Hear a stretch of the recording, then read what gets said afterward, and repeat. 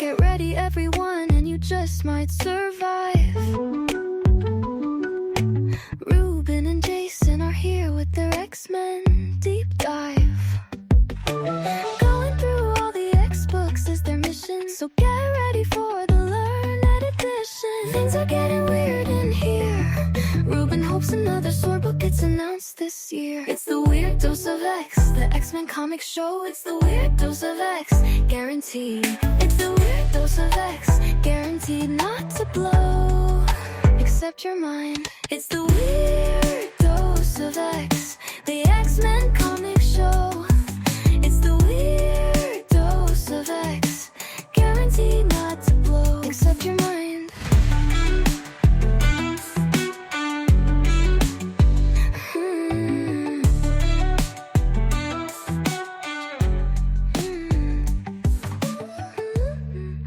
Welcome, all you weirdos, good boys with your aggression filters on, and everyone who's ever had their power sucked dry by the Phoenix. It is time to receive your 155th Weird Dose of X, the mutant member of your Weird Science podcast family. I am your afterlife supervising host, Jason, broadcasting as always from the Wrong Turn studio, perched high atop stately Weird Science Tower. And with me is a man who would eat the entire Micron crystal before he would drink Folgers crystals. It's my pal Ruben.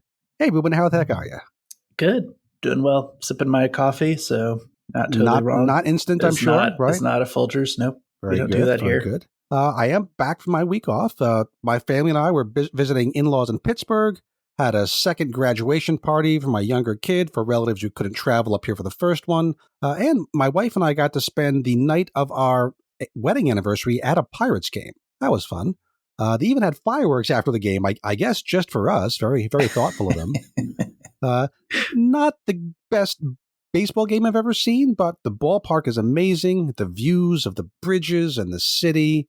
And I don't know if I've ever been to Pittsburgh, Ruben, or to the ballpark there. Nope. The way you get to the stadium is you walk across the Roberto Clemente Bridge, and just the views and the approach are just like nothing else I've seen in a Major League Baseball stadium. So highly recommend, even if you're not necessarily a baseball fan or a Pirates fan, just go to a game there and just check out the scene. It's very, very cool. I spent the weekend at a high school graduation party as well.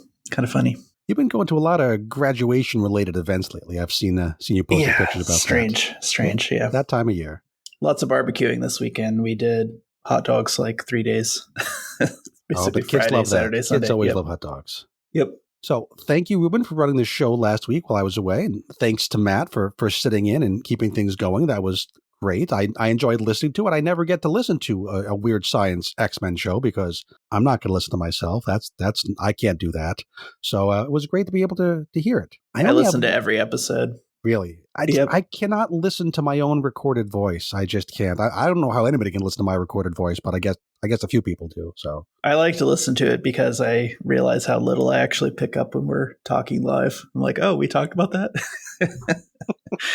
I actually usually pick up on your jokes, in hindsight. That's good. Okay. Maybe that's good advice for everybody out there. Download it, listen to it twice, take notes. So there's a lot of hidden meanings within this. It's like the Straussian reading of the Weird Dose of X podcast is much deeper than it appears on the surface. Yeah, without you here to keep the ship going in the right direction, I might have signed us up to review Spider-Girl. Oh, no. Nope. It doesn't come out of the X office. I don't care if she's immune or not. Not interested. Got to draw a line somewhere.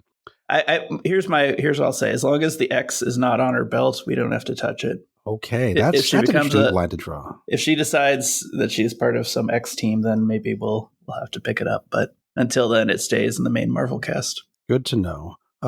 Another thing that's going to be on the main Marvel cast, I'm pretty sure, as we record, it hasn't been released yet, but the Spider-Man and Wolverine book. Have you kept up with the second issue of that series? I haven't read any of the issues. Oh, okay. This is the one where the idea is maybe Wolverine killed Spider-Man's parents back in, his mystery brain-addled days when he was working for bad guys. Sure. This issue doesn't advance the plot very much. The action is really cool. He and Spider-Man have a big fight, and it really feels like, a physical bruising fight. I like the way Kara Andrews' art.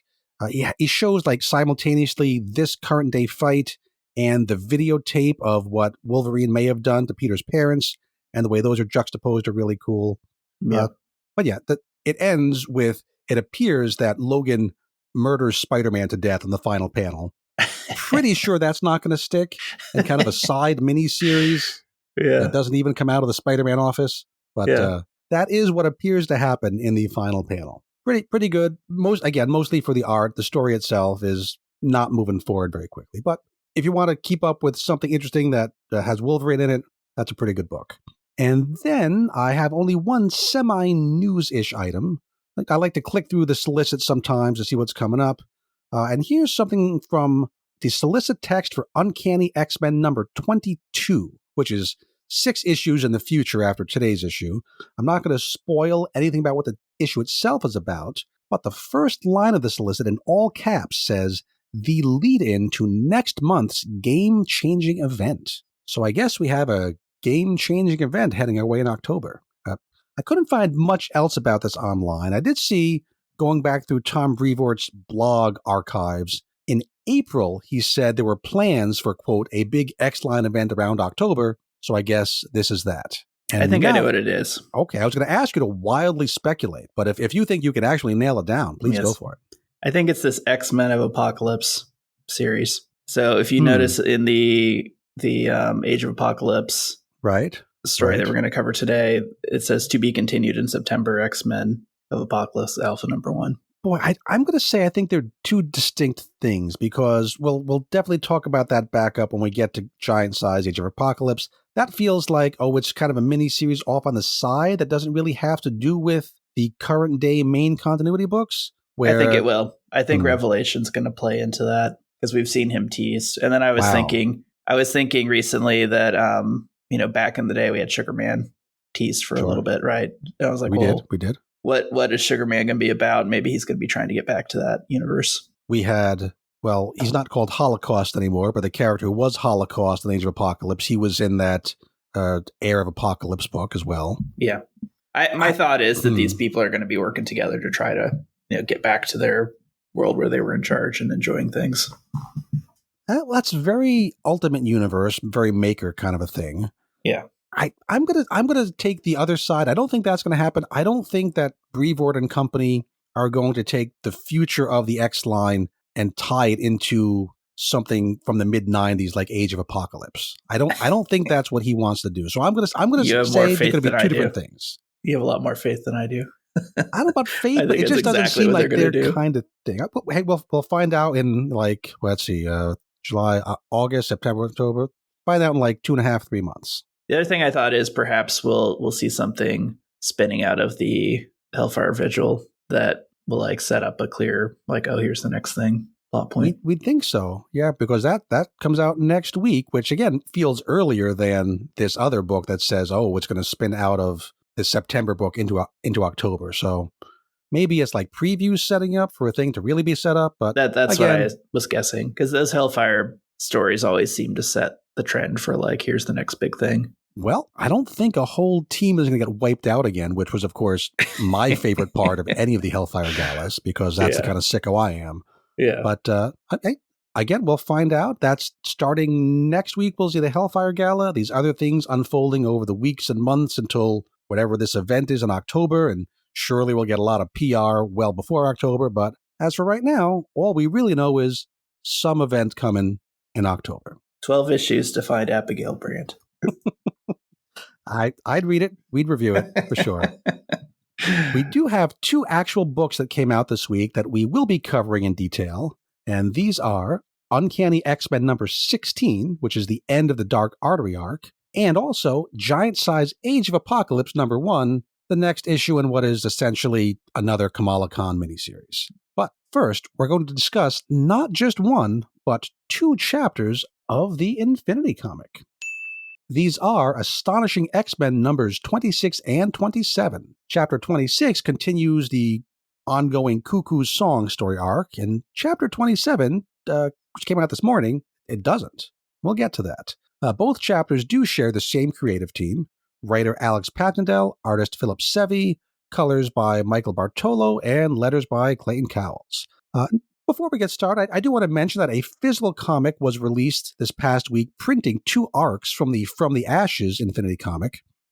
This physical comic is called X-Men, Demons and Death, and contains the Havoc Goes to Limbo story and the Omega Red Goes to Russia story. So if you're the kind of collector who needs things in physical format, you can go get that. But if you see that on a shelf and say, oh, I didn't hear about this, you don't need to buy it. You probably already read it on your tablet or your phone, which is really the better way to read these stories. That's what they're written for. That's what the artist set up for. So if you see that on a shelf, that's what that is. But back to the current story. First, Chapter 26, The Cuckoo Song Part 2, which came out last week, Ruben, but I did not hear you and Matt mention it. That was strange. What happened there? In what? Sorry, you didn't cover the Infinity comic last week. Oh. Yeah, you didn't even mention it. Yeah. Oh, okay. My guess is Matt was not going to get a Marvel Unlimited subscription just to review it with me. Oh well, everybody should have a Marvel Unlimited subscription. It's worthwhile. You get to read all the old books, even if you don't like the current scroll through your phone things. But, it's nice to have something new to scroll through on your phone when you're waiting in line somewhere. I think it's worth it. No Gets commission. I just think it's worth doom it. Scrolling. Better than going to the Twitters, better than going to anything probably else. It probably is. Read some more X-Men comics, as we say. That'll be my pledge for this week. I will avoid, spiraling out of control from the news, and just every time I feel the sense to do that, I will go to Unlimited. read something happy like The Age of Apocalypse. Put you in a better mood. some crazy guy takes over the world and makes it all worse. That's so fantastic. Yeah. So anyway, in this book, we're still on Mersey Island off the north coast of Scotland. Mm-hmm. Some creepy humans there seem a bit too hospitable to mutants. A mutant gal named Ava goes to the island, sends a letter to her pal Husk. Then Ava finds herself in a bit of trouble. She's being hunted, it seems. She falls to not quite her death and is now on the run from the creepy humans, trying to escape the island entirely. Very much a middle chapter. The island continues to be creepy. Ava continues to be on the run. She's nearly caught by a guy named Fraser, but she gets away and appears to injure him in the process. Husk and Skin are investigating. They're given separate tours of the island. Skin learns that Dr. Barboose, who runs the place, is grateful for Krakoan meds treating his mom's dementia. Now, the Krakoan meds have gone away now that Krakoa's gone, right? So does it mean that his mom's dementia is coming back? Or I thought the Krakoan meds were all, you gotta keep taking them. Wasn't that kind of the design? Yeah, that was the way that they were hooking you into, your fealty to Krakoa. Right. So I'm wondering, do they have like a store of like some, they've kind of store, like warehouse some and they're hoarding them? I don't know. Yeah. Curious to see if that gets covered. Yeah. You have a theory? Probably not. But I was going to say, as soon as I read this, I was like, okay, I get it. This is going to be some sort of stupid, like we'd set up this island and then force the mutants to make the medicine. But then they'll spin it with like a body horror thing where it's like, oh, we're going to extract it from the mutants. I haven't seen any setup for how the drugs would just be extracted from mutants, right? Because they were special Krakoan. They can't. It was plants. Yeah, it was plants. But they're going to do something stupid where it's like, oh, here's the dumb humans. They don't know how they were made. Let's just dice up the mutants. We do see a very creepy mural going up at one of the school there that shows Charles Xavier like a saint, which as an image, I thought that was a very effective image. And it kind of ties into just the general creepy factor of the place. And meanwhile, the doctor's daughter, Helen, she's bringing Husk around to show her some sheep on the island. You know, Scotsmen, they love their sheep. You know what I mean? But really, it seems like Helen brought Husk out to the middle of nowhere, nobody else around, so she could give her a warning. The chapter closes with Helen saying a single word to Husk: run. Perfectly decent chapter. No real surprises so far. Still waiting for a twist or a revelation or something that make this beyond just creepy island folks. Yeah. Same place pretty much. Yep. It's all right, worth reading, not really that worth, telling all your friends about. It's kind of just fine so far. Yeah, I don't think it's very good. I think Anna is going to end up being an additional member of this team. Because I did feel like an X-Men team that just is 3 people is probably too small. So they'll add someone. Then I was like, do we really need another like skin related person? So now we're going to have like the person with the extra limbs and then the person that peels their skin off and then the person who like stretches really long. Yeah, that was I think her name's Ava. Is it Ava? Yeah. I think Yeah, I just think she seems to like grow body parts in response to whatever the needs of the moment were. Yeah. Kind of neat idea. Now that she survived and then also, fought off the person that was hunting her, it just makes me think that she's strong enough that she's going to be part of this team going forward. Could be good. Could be fun. And when I got up this morning and opened up my Marvel Unlimited, I expected to be reading the next chapter continuing this island story, but instead it's something entirely different. Chapter 7 is called The Land of the Young, a Hellfire Vigil Prelude. It's set back in Ireland and, to quote the beginning here, a few weeks earlier. So we know the island story is happening post-Vigil. The upshot of this chapter is that Husk and Skin are getting dressed and ready to attend the vigil. Banshee, he's not so keen on the thing. I mean, he did have a particularly rough time on the island. This chapter does not gloss over any of that. Reminds us that he found out that his ex-girlfriend, Moira, had been hiding multiple lifetimes from him, that she kind of knew everything that was going to happen, but was using him for whatever reason. And that was before she went completely nuts, murdered him, and used his skin to access the gates. Rough time.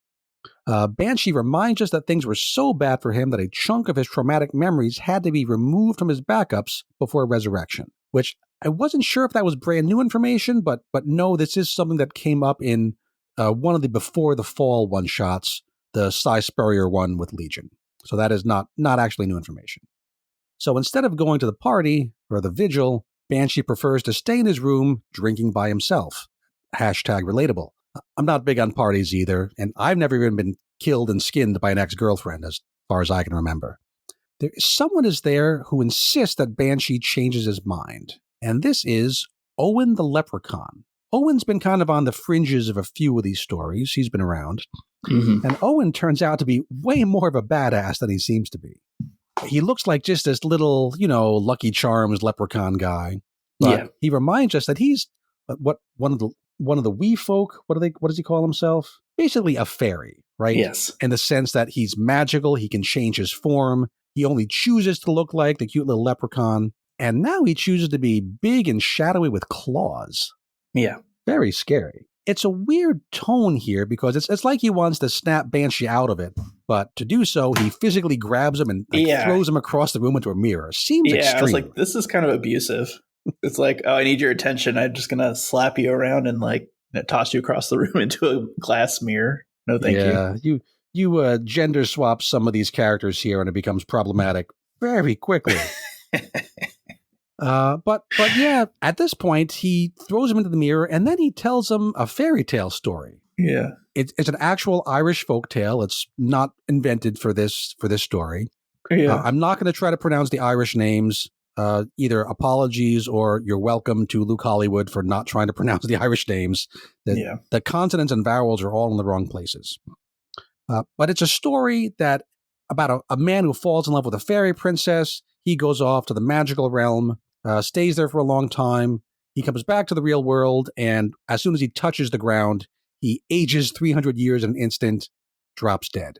And we're told that the moral of the story, according to Owen the Leprechaun, is that, hey, some things are for the young, and old people just got to kind of deal with it. I didn't really get that from the story. I'm not quite sure how that follows from the folktale, but that's what we're told. Owen also says that, quote, Orcus may have dealt the killing blow to Krakoa, but the dream of Krakoa was already being suffocated by the island's elders, their endless scheming and palace intrigue. Which, fair enough, Ruben. You and I read all those Immortal X-Men books, all the other stuff. I am curious, how does Owen the Leprechaun know about all that? Right? He was not on Krakoa. Yeah, he wasn't. But maybe your magical leprechaun powers give you mind reading. I don't know. Maybe Banshee knew about some of it. Banshee could have told Owen some things. But what he's saying is correct. It just seems odd coming from this particular character. Mm-hmm. So at the end of the chapter, Banshee decides to go along to the vigil, even though he's not really dressed for it. It is nice that Marvel is doing something to lead into the vigil. I think we saw some people mention it in the main books like a month or two ago, but really haven't seen much about it. So it's nice to be reminded, this is coming up. And I will be looking to see if Banshee is really featured in next week's issue and if he is, way, way underdressed compared to everybody else. So what did you think of the second chapter? Did you think it was worthwhile or just kind of weird? It seemed like a strange break from the story we were getting. True. So that part felt off. The actual details I thought were like a nice little teaser, and it did get me intrigued enough to go and drop the $8 on the stupid Hellfire Vigil book, which I'm sure you did not purchase. I have not, no. Yes. But it just reminded me that, hey, I kind of like these things, and I like the idea of these people like remembering Krakoa. So that was nice. I didn't like that people gave our teleporting indigenous person a pass Gateway on the Gateway on the attire. I was like, come on, Gateway, put on some clothes, dude. At least get a ceremonial or a nicer looking loincloth. But he seems to be taking the outfit optional approach. Yeah. So the two ladies, not the lady, the two ladies, Skin and Husk, the two mutants who are dressed up for the event, they're both wearing some kind of a lily pinned to their outfit. I don't know if it's a peace lily, calla lily kind of a thing. Yeah. So I wonder if that's a theme going forward. And I don't know where Gateway would wear one of these lilies. So maybe it just doesn't work for him. Yeah. Those parts were nice. I did really like the throwback to Moira, and I did like seeing Sean Cassidy processing that situation. And I'm okay with this whole idea of yeah, she skinned me and it was horrible, but I miss you.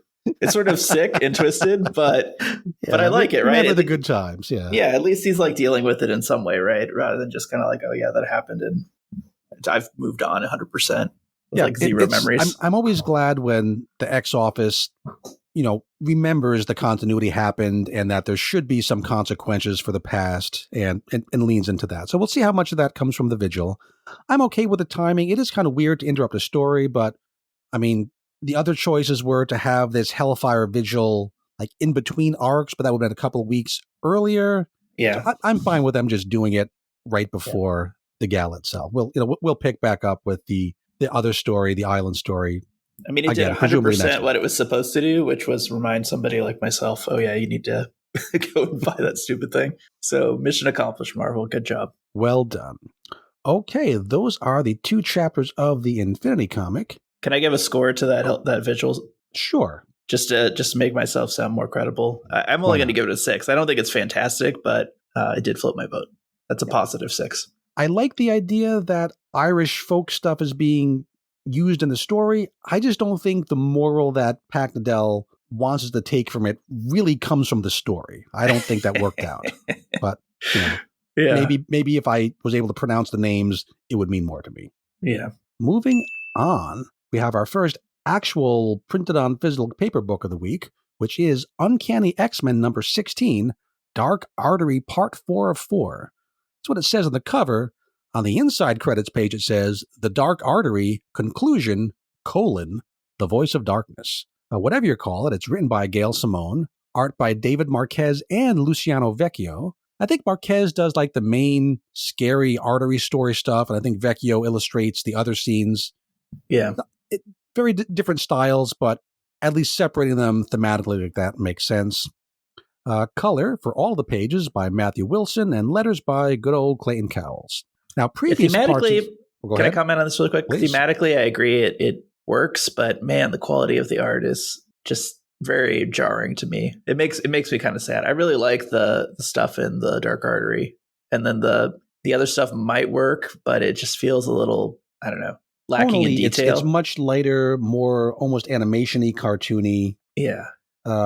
Yeah, I think if a whole book was like that, we'd say it's just fine. Maybe not our favorites. Wouldn't notice, but yeah, it having really it right jarring. next to this other what's his name, David Marquez art is it's a little bit jarring. Yeah. So previous parts of this story have featured multiple strands across various times and places. In this issue, those strands have mostly come together. A couple of brief scenes outside that main narrative, and one of those outside scenes that I think is drawn by Vecchio, if I'm not incorrect here, kicks off the issue. The last page of issue 12, which was right before Dark Artery kicked off, we saw a woman named Mackenzie Denier insist on having a meeting with New Orleans Mayor Mickey Sapora. And Ms. Denier is the mother of that girl that Nightcrawler saved from a runaway truck in issue 6. Unlike Paige and Twinsy's mom, Ms. Denier is a big fan of mutants, and she convinces the mayor to declare New Orleans, quote, the country's first mutant friendship city. and have a full-on friendship festival at the end of the current month, whatever month that might be in universe. Yeah, there's your event. There's your event. So I'll be the Friendship Fest event? Fest 2025. Pretty good guess. We'll go for it. That really lame looking graphic design. That's going to be the caption on every issue. Yeah, the graphic design is interesting. We've got the little, Fermi electron kind of symbols, which, children, we know that the X-Men are connected with radiation, the atom originally, but that's all been kind of pushed aside. The colors, the color scheme here, green, purple, and yellow. Yes. Very Dr. Doom. That classic Irish town, Chicago. Well, I mean, they're in New Orleans. But that's right. Sorry, New Orleans. New Orleans, sorry. Doom, yes. Right? So I guess technically this is probably still happening when Dr. Doom is ruling the Earth. Mm-hmm. Maybe that's why they're sucking up to him by using his color scheme. But, it is pretty much a villain color scheme. Yeah. Which is a funny choice. So this is going to be a plot line going forward. We don't see any more of it this issue. I just wish they would have said Sanctuary City.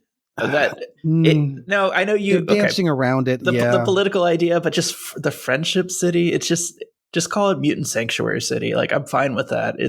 I guess you're saying it's too real world, but it just sounds that term sounds so much better than Friendship City. Like, oh God, I wouldn't mind if they actually dealt with the nitty gritty of the citizenship of mutants who had gone off to Krakoa and are now back in the U.S. Yeah, there's something potentially quite interesting there, right? Did they give up? Did they go to Krakoa and give up their citizenship, saying, "Hey, I don't need you guys anymore"?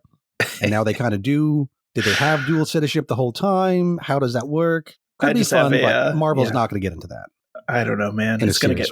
It could be bad. This could be really bad. We're going to have ONE deporting mutants. To where? I don't know where you send them. What's this? What was that city in the Astonishing? I know they never tie back to the webcomic, but Myrtle Island or whatever. Oh yeah, Mercy. That's not Mercy. It's whatever that. There we go. Mercy Island. Mercy Island. Yeah, there you go. Why not? So yeah, this is going to be a plotline going forward. I had been thinking that McKay was setting up this woman as maybe a love interest for Kurt. We don't see any husband involved in any of these things. Yeah. We have to have something for Nightcrawler to do. Hasn't done a whole lot lately. Could be an okay plot line. I'd be all right with it if it goes that direction. Yeah. Okay, time for the main story. And I'm not super thrilled with how this wraps up. I mean, the first 2 issues of Dark Artery we really liked. It seemed like very specific, having something to say, something that was going somewhere. But the last 2 issues ended a lot of generic kind of hand-waving, and it even feels like it was kind of retconning itself along the way. Like maybe the story had to be changed partway through. I have no inside information. The story itself just kind of feels like that.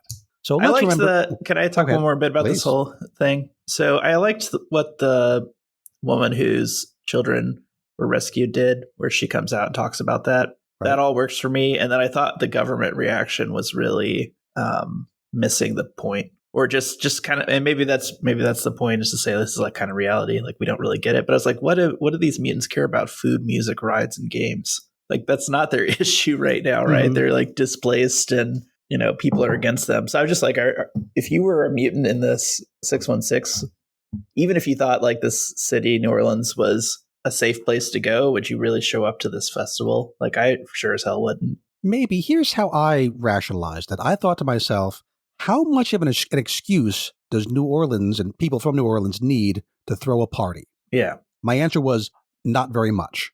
Yeah. I think they just like to throw parties there. We want to throw a party. Mutants are an excuse to throw a party. Sure, we'll throw a mutant party. Why not? Yeah. That's how I read it. I see. So, but to set up again the main part of the story, where we've entered the Penumbra, which is a dark afterlife holding the souls of humans who did awful things to their mutant relatives, was created by a human mutant woman named Greta, and I don't have that drop, but you know what drop I'd be playing, and is currently ruled over by an alien cosmic force named Shuvarak. We're told nothing about why or how Shuvarak arrived at Earth and took over the job, but in this issue, multiple characters act like Shuvarak and Greta are the same person. And I don't know if that's a retcon or a mistake, or if I was reading it wrong, but I'm very confused. Are these two different people or beings? Did they come together like Firestorm? What do you think is going on here? How do you read this? Greta was her mom, right? Greta was a human mutant woman whose husband mistreated their mutant daughter.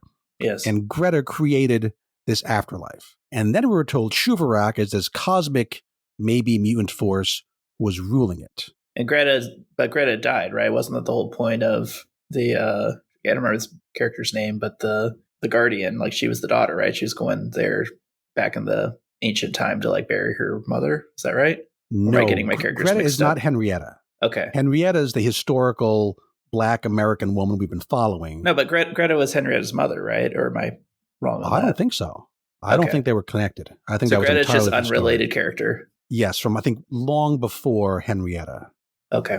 That's how I got it. But again, they're being squished together, and if Gail Simone wants to connect those characters, I wish she had just explained more explicitly what's going on, because they were two separate characters and now they're one character. And now I'm pretty sure at the end of this issue, we're never going to talk about the Penumbra again. So I think it's just going to be shoved aside. Shuvarak was her her alias. Again, I just want to know, just tell me the connection. I can accept any fantastical explanation. Just give me one. Yeah. So I think it really fell apart in this issue, just to be, I guess, spoiler alert there on my review. Yeah. So Shuvarak, or Greta, she wants to stop ruling the Penumbra, but to do so, she has to find a successor. We don't know why she can't just walk away from it. We're just told that. Death Dream seems to be the main candidate, and he appears to be fine with this idea. He's not so big on living in the real world anyway. The other outliers don't want him to take the gig, and now the grown-up Uncannies are here too, and fighting against the residents of the Penumbra while Shuvarak's giant head watches over. Shortly into the fight, Shuvarak possesses Death Dream, speaks through him, telling the damned Penumbrarians to back the heck off. The Penumbrarians tell us what they did to get sent here. We can see that they came from all over the world, right? Even they talk about like being in, I think one of them's from Russia. It's not just a Louisiana thing, so it's a worldwide situation. These residents beg Shuvarak to be freed from their torment. Shuvarak says, yeah, no, we're not going to do that. How long should these people be punished? Whose job is it to punish them? All interesting questions that never really get addressed here. These people are stuck in eternal torment. There are some interesting moral religious questions about that, but we don't get to talk about them. Next, Shuvarak speaks through Ransom, and we learn that any of these four kids, any of the outliers, could replace Shuvarak. Shuvarak is the one who chose these four kids and drew them to New Orleans. So that's something. I've been asking for months, why are these kids here? Yeah, and they were drawn here by Shuvarak. So that's at least an answer. And she says that each of these four kids has, quote, touched death. And that's what makes them eligible for this job. I mean, was Shuvarak somehow related to, who was that creepy character that beat the crap out of Rogue and Wolverine? Oh, the Hag? The Hag, thank you. Yeah. We haven't seen anything connecting them. The Hag I just wonder. She is a woman whose child died, the Hag, so that's kind of a connection. Yeah. But the Hag, just like the waters of New Orleans in the storm, transformed her into this creature. I just wonder because she was transformed in New Orleans, and then she was also kind of hunting these outliers. And I like that idea. If that had been in the comic, I think that would have been a good choice. But it's just not in the comic, right? Yeah, I just wonder. I like the connection you're making. Yeah, I'm just wondering because Gail Simone's a decent writer. Like maybe this information is going to be spelled out going forward. I know you're saying like we're never going to see the Penumbrum. This is all wrapped up. That's my prediction after this. But I'm just wondering, like, is she really building a longer story that this isn't totally finished after this issue? Like I've said about some other writers like Hickman, it would be interesting to sit next to Gail Simone and just ask her, what was the intention from the beginning? Did it have to be changed? And that's why things seem kind of higgledy-piggledy, or was this always the plan? Yeah. So anyway, let's go through these four kids and how they're connected to death and why they might take this job. Death Dream. Okay, he's obvious. He's been dead. He speaks with the dead, running an afterlife right in his wheelhouse. Yeah. Next, we have Calico. We're told that she has brought her dead horse back to life, which, okay, we've been wondering who Ember is. And this tells us that it's not just like a construct. It is in some sense the dead horse brought back to life. Yeah. That's kind of cool. Yeah, does she have death resurrection powers or only for her one horse? Good question. Maybe we'll find out. Yeah. Next, Jitter. Shuvarak says that Jitter, quote, borrows the gifts of the long since departed. I'm gonna call it shenanigans. I just think that's BS, totally BS. Yeah, that we have not seen anything suggesting up to this point that all these skills, right? She can have the skills of the best person in the world at anything for 1 minute. Well, I'm gonna say we have not seen any hint that they come from dead people. I'm gonna say this is people constantly improve, right? Like you have world records being broken, in all kinds of athletic events all the time, right? So either you're the best that there is, meaning you could potentially have the skills of somebody who's alive, or you're limited in context, in which case you're not actually the best, for 1 minute. Right. Let's say there's a new language invented. You can't be the best in the world at language because no one who knows that language really well is dead yet. Yes. Something exactly. like that. Yeah, exactly. So BS. Again, it feels like they have to make up a reason for any of these kids to be on this list, right? Yeah. It does feel like this was always meant to be Death Dream and the others just kind of excuses. So we need an excuse for Ransom. He's the last one. Shuvarak points out that the symbol on his chest, which is a bright crescent shape, kind of reminiscent of right before or right after the totality of a solar eclipse, is the same as the, quote, ransoming moon hanging over Penumbra itself. Yeah. So is Ransom's power connected fundamentally to Penumbra? I don't know. It kind of feels like they just took the symbol from his chest, put it in Penumbra, so they'd have an excuse to give him a connection. Yeah, Shuvarak's totally spitballing. Somebody's spitballing. He's like, Ransom. Oh, you got a tattoo that kind of looks like this moon on here. That's why you're part of this group. Yeah, it doesn't feel satisfying. It doesn't feel like this was the intent from the beginning. It feels made up as they go along. And it definitely which is why I think it feels like a retcon. Yeah, and it goes down in quality. Like I can definitely buy Death Dream. I can sort of buy Calico, and then from that point on, you're like just totally BS. Yeah, I mean, Calico and Jitter could make sense if they continue this link to death for these characters going forward. If it's not only mentioned in this one issue as an excuse to have them be on this list. Yeah. So anyway, and frankly, Jitter, I can accept this as being like a sort of clarification of her power, right? She might always think that she was the best, but in reality, that's not what was going on there. But they would have to maintain this idea going forward for it not to feel phony. And we'll see what happens. So are any of these four kids going to take the job? Obviously not. Instead, the X-Men decide to fight Shuvarak. Doesn't go very well, but then Calico, she decides that Shuvarak looks like a dragon, and that inspires her to call her horse Ember so the two of them can play St. George the Dragon Slayer. Yeah. Now, Ember originally did not enter the Dark Artery, and why Ember comes to Calico now, not at all explained. It just happens. And then Ember and Calico are able to hurt Shuvarak, this cosmic god. And again, why they can do that, not explained at all. It just happens. But this attack by Calico and Ember makes Shuvarak afraid, and say it with me, folks, whosoever knows fear burns at the touch of the Man-Thing. We still don't know why the Man-Thing is even involved in mutant business like this, but he gives Shuvarak a good smacking. Yeah.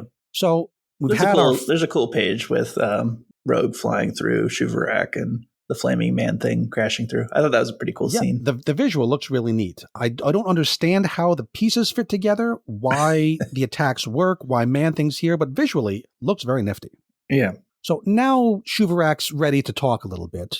Jubilee is brought into talk because Gail Simone remembers that Jubilee is here. And Jubilee, they have a connection because Jubilee misses her son. Shuvarak, we're told, misses her kid, which again glosses over the Shuvarak-Greta distinction. Yeah. But Shuvarak says, okay, you got me. You can all leave. I guess Shuvarak's going to keep this job for another millennium or so before she decides to take retirement. All the mutants hurry up out of the stairs, up out of the artery, and the end, mostly. A couple other... There was another scene here, going back a few pages, where like Calico has a freak out moment where she's like pointing at the dead and she says like, what are these things if not goblins living in the dirt? Do you know why I was so proud to be a mutant? Because I meant I wasn't one of them. Character arc. And I was like, what was she even freaking out about? And then she's totally fine fine again. Like, I don't even understand how she like concluded that. Like she's having like a relapse. Like when she was a kid, her parents, especially her mother, told her that mutants are these evil goblin witch creatures. Yeah. And then she came around and she decided, I am a mutant and mutants are the best thing ever. And now she's seeing some goblin-y looking creatures connected to mutants. And she decides for like 15 seconds, oh, maybe my mom was right. But then she comes back around and decides to defend her mutant friends. Yeah. It's trying to put a wrinkle into the character, but it didn't work so great for me. Yeah, it was like some weird rings that she was jumping through. Like, I don't know how you would just be like, oh, there's these things in this afterlife and I must be part of them, affiliated somehow. I wasn't following it at all. Yeah, it wanted to make something more of a wrinkle to the story rather than just Calico saves the day. Yeah. But that's pretty much what happened. So the other things that we passed up, Henrietta, who is the woman in the fancy hat who guards the artery, not the penumbra, but the artery. We find out that she and Logan, our old friends, knew each other. Yeah, I was okay with this one because we were talking about this last week, Matt and I, about how, Logan's lived everywhere and done everything, right? And even with the stupid Spider-Man story. Yeah, it's like, I'm fine with that, right? Yeah, I am curious. It makes me wonder, did Logan know Henrietta before she got to the artery? Did Henrietta go and have a whole adventure after coming to the artery? Yeah. I'd be curious what that was about. I still think the Henrietta character design is super cool. The costume is pretty badass in my opinion. Yeah. She's almost like a spookier, better version of Marilyn Moonlight. Yeah. Over in DC. Is it Marilyn Moonlight? Do I have that name correct? The one in Superman, the one connected to Metropolis. You know what I mean? I do not. I don't follow Superman at all. There's a ghostly Western gunslinger lady. I think is African American as well. So, but yeah, it has some of the same feel to it. I think this design looks cooler. That's what I'm reminded of. But yeah, I'd be curious to see what she was up to earlier than this. We also learn what happened when Henrietta chose to spare the life of that nasty anti-mutant detective Jacob Miller. So they let him go, and before he goes, he promised not to reveal a location to anyone. Of course, that was a lie. And when he came back the very next day with a bunch of agents, the artery was hidden. He looked like a dummy. He said there was a big obsidian slab there. I'm guessing that connects with Henrietta's kind of stone-based powers. So she probably made that. We also learned that Henrietta married George, who was that guy who drove her from the train station, ended up taking a shotgun blast to the chest for her before he got healed by one of the other mutants. And they had a whole family. So yeah, I guess Henrietta does have... I was expecting that Henrietta comes to the Dark Artery, becomes the Guardian, and she's there forever. But it seems like she had a whole life that took place in between somewhere in there. Yeah. So again, kind of a cool character. More going on there than we knew about. Yeah, and is she just staying because her family is somehow in the Dark Artery? Yeah, they're all buried here at the Dark Artery. Not in the penumbra, but in the Dark Artery. In the graveyard that is before the penumbra. Yeah. So she says, I'll never leave. And which is trying to connect to early on, like at the beginning of this story arc, Henrietta had said that she wanted to quit her job and wanted one of the kids to take her job. But now she says, no, I didn't mean that. That was just Shuvarak speaking through me. Which again is either confused storytelling or there was another retcon. We have these three characters, Henrietta, Greta, Shuvarak, who wants to quit their jobs, who created the Dark Artery, who created the penumbra. Super unclear to me. One more scene at the very end. Remember those 2 pages last issue when we saw that one of Greymalkin Prison's dog sentinels was still operating and put itself in this olfactory mode, shadow mode, was stalking the St. Juniors outside of Haven House? I had a whole prediction what was going to happen. This is the biggest evidence of like a huge retcon happening in this issue than anything else. Because that was definitely set up to be a big deal, right? Or maybe it was always set up to be it's going to be a twist. Because my prediction was it was going to attack the family, and this would be when Chelsea St. Juniors, one of the kids, would reveal to her family that she has that mutant force field power that we've seen. Yeah. Not correct. Not even close. All we see is that some stuff happened off-panel. The Sentinel has rebooted itself, is now in, quote, good boy mode, has an aggression filter on, and now just says life is good and children are love. Yeah. Now, well, they definitely need to make sure that they block the Wi-Fi signal on this thing. Because like, if it can flip to good boy mode, it can certainly flip right back to Bad boy mode. So why would Greymalk in prison even have this mode? Play nice with children mode. That's not what these Sentinels are for. Very weird. Very, very out of the blue. And anyway, it's now a house pet, which is kind of the same plot point as at the end of the most recent Exceptional X-Men, when Axo made friends with and maybe adopted one of those saber-tooth wolves. Yeah. Weird coincidence. So that is the actual end of this issue. And Ruben, the solicit for this issue explicitly promised to reveal, quote, the secret of the Endling. Okay, yep. Ruben, tell me, who was the Endling? What was the secret? I don't know. Yeah, exactly. That was my phone. That's actually correct. I need more information to understand. So thank you, AI. So if I'm going to try to no prize this, I'm going to say that the Endling is Ember, the horse. Isn't that what I said? Maybe that may have been what you said. Yes, I told you that. Okay, then I'll give you full credit. And but I'm not smart enough to come to that conclusion. But you think maybe that's why Ember could hurt Shuvarak? Because it's the Endling. How to make her know fear? Yeah. Again, we had all these things set up. We're going to be told things, and it all kind of falls apart. The Endling is this robot sentinel dog. I haven't checked out Gail Simone's social media stuff. Maybe she says something on there. Maybe I should check that out. Yeah. But again, I don't think you shouldn't have to go to social media to understand a story. It should be in the book. Yeah. If they were to say, like, this is the issue that tells you the secret of the Outliers and how they came together, okay. But yeah, that'll be fine. The Endling has not been, I would say, it's not been revealed in any meaningful way. The word does not even appear in this issue. So something has been changed, at least since it was solicited. Yeah.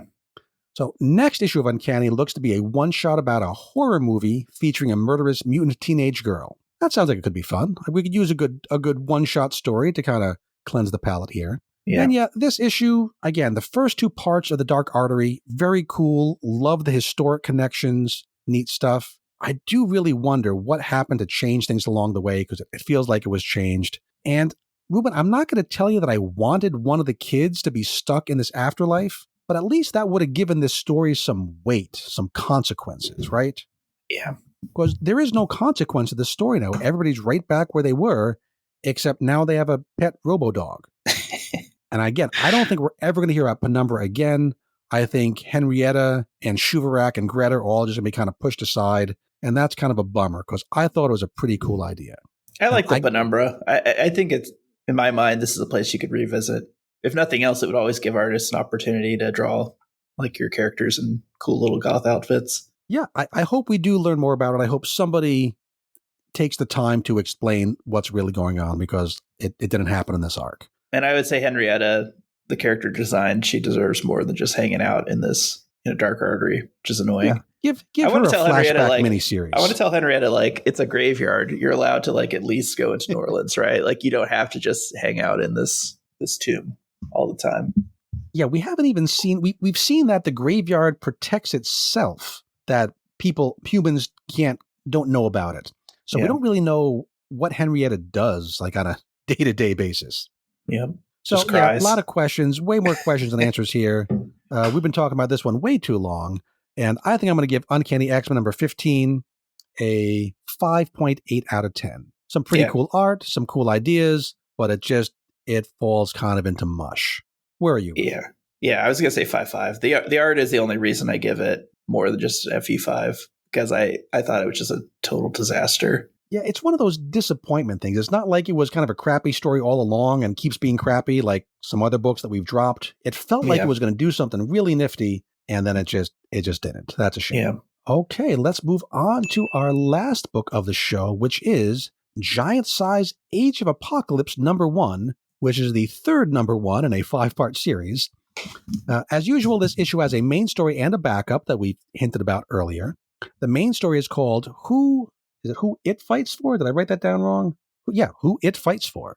Written by Misters Jackson Lansing and Colin Kelly. Art by C.F. Villa and Rafael Loureiro. Colors by Edgar Delgado. Letters by Clayton Cowles. The backup is called A Wrinkle in Time, which was a book I really loved growing up, but has nothing to do with this issue. It's written by Jeff Loeb. Art by Simone DeMeo. Letters by Richard Starkings and Comicraft. We'll talk about that a little bit at the end. So let's, as always, remember where we are.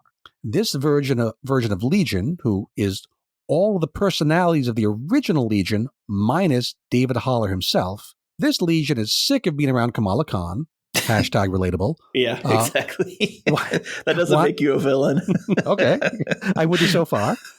He wants to just send her back to her own time.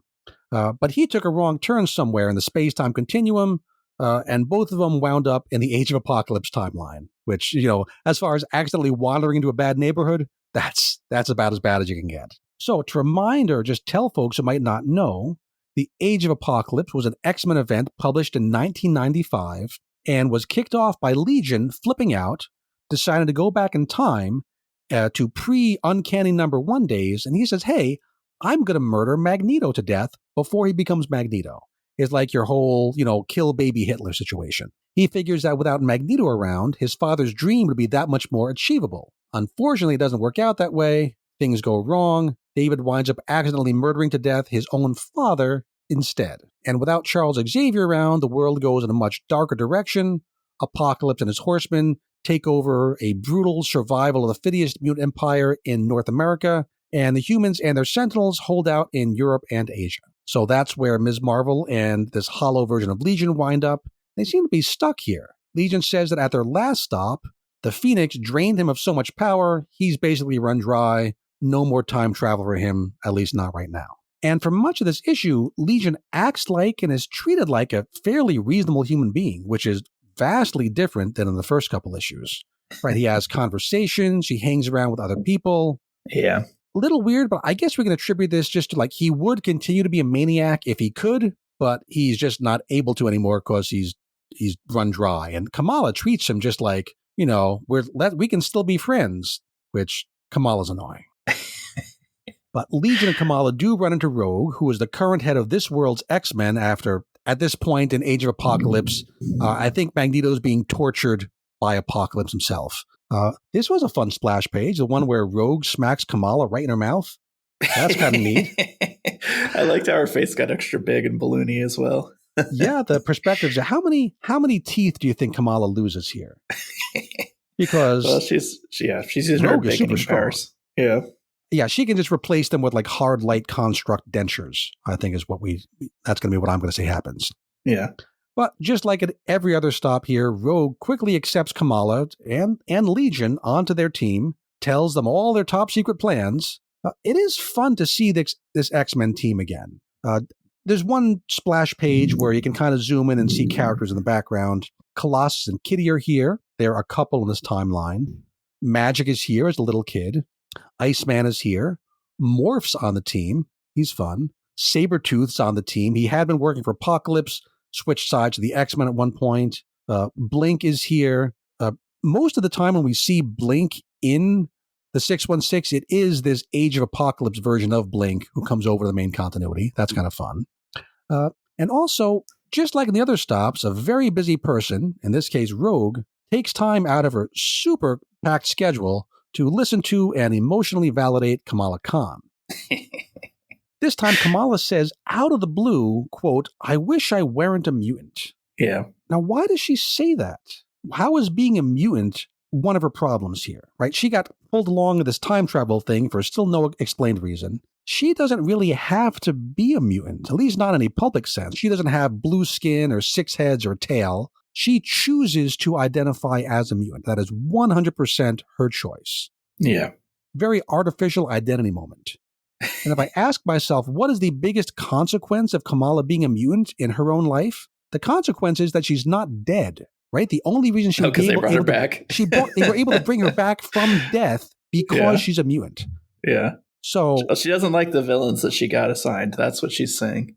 It feels like they want to do an identity thing here, and it's just squeezed in without enough of a structure to make it make sense. Yeah. So and that's what Rogue should tell Kamala, snap out of it. You've got a pretty easy kid. Actually, you should tell her, screw off, Kamala. I'm busy. I need to fight Apocalypse. But instead, Rogue asks Kamala to show her mutant power. Yeah. And so Kamala makes a glowing X-Men symbol. Yeah. I needed somebody to be like, you haven't become an X-Man. I'm sorry. You need to earn that X. You'd think so. And Rogue tells Kamala, and this line really went up sideways for me. Rogue says, being a mutant means never being alone. Is that what being a mutant means, Ruben? Or is that horseshit? Because that seems like horseshit to me.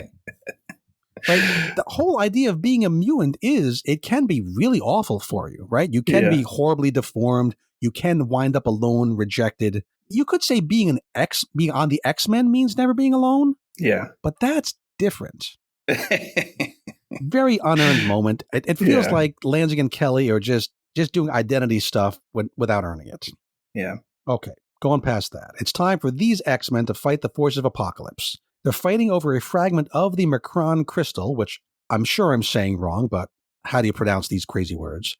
This crystal is the nexus of all realities. It's kind of related to the old universe ending when Legion did his thing. It's the key to resetting the universe. Mm-hmm. They fight troops known as Infinites, which are genetic monsters created by Mr. Sinister and Dark Beast. These things fight for Apocalypse. They live for a maximum of 1 year. And by amazing coincidence, the very first Infinite that Kamala helps kill has Kamala's own face. Yeah. Crazy coincidence.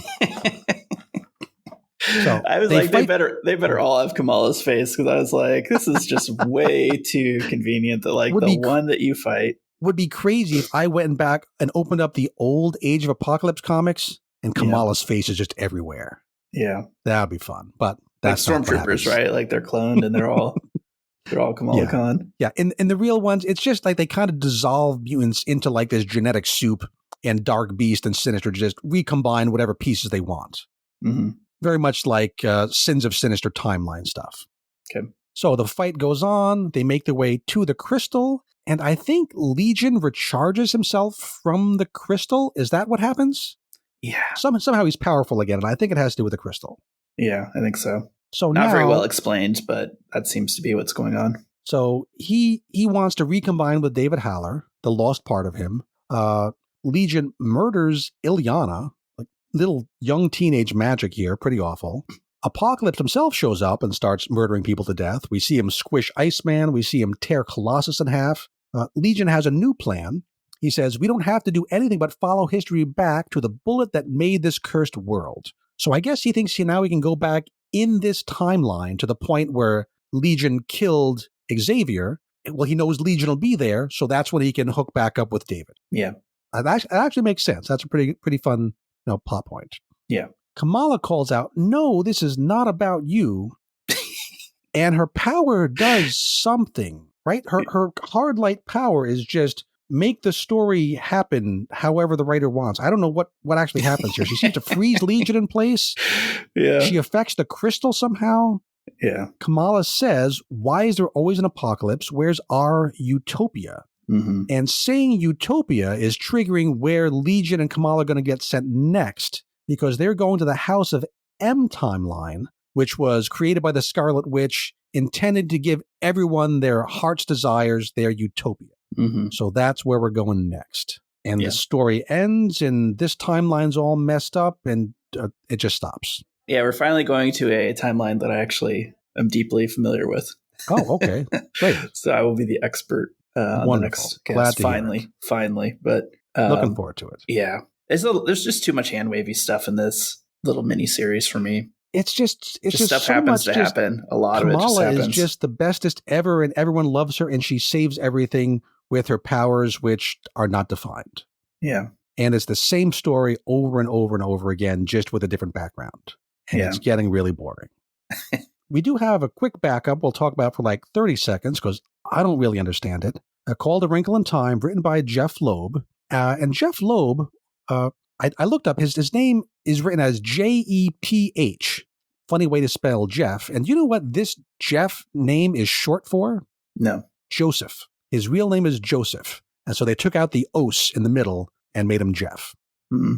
Little trivia for you. He was one of the original writers on the Age of Apocalypse timeline. So kind of just like DC with Hush, right? He's revisiting his Hush story for DC. He's revisiting his Age of Apocalypse stories for Marvel. Yeah. So this backup is really just an advertisement for this 6-issue miniseries coming September, set in this timeline. And frankly, I don't know enough about Age of Apocalypse to know what's going on here. We see Logan and Sabretooth fight. We see Blink and Wildchild show up. And then it says, continued X-Men of Apocalypse Alpha number 1 September. So I don't follow this at all. Tell me if I missed. I'm sure people know what's going on. I just don't. Yeah, the only thing I take from this is this has to be after that series ended, because I do remember that Wolverine with the one hand missing was around for like the vast majority of that story. And here we have Sabretooth recalling that he's dead, right? Yeah. So that's why I was like, this has got to be like post Age of Apocalypse. I know Wolverine, he's called Weapon X in this. There's another character called Wolverine in Age of Apocalypse who's not Logan. This Logan is called Weapon X, and he lost his hand in a fight with Cyclops. And Cyclops lost one eye in that same fight, becoming an actual one-eyed Cyclops. But yeah, it's kind of an advertisement, so I need to finish reading the actual Age of Apocalypse, and maybe then it'll make sense. And we'll take a look at this when it comes out in September. And again, it's just an ad. So how to score this thing? Once again, it's really kind of just the same story arc we've seen in the first 2 issues. Kamala shows up. Everyone loves her. She saves the day. We move on. Some cool panels here and there. I like Apocalypse showing up on the splash page. Looks awesome. Love the crowd scene where you can kind of zoom in and see all the Age of Apocalypse characters and go, I remember Blink. I remember, Kitty and Colossus being a couple. That's kind of fun. We still don't know why Kamala was dragged into this story in the first place. She just was pulled in with the time travel. So I'm going to give giant size Age of a Kamala Apocalypse a plain old 5 out of 10. It's just not fun anymore, and it's not explaining anything, and it's reminding me I should go back and read the real stories instead of reading the revisit of the revisit of the revisit. So, Ruben, are you similar, or are you going to tell me it's better than that? Or worse than that? I don't know.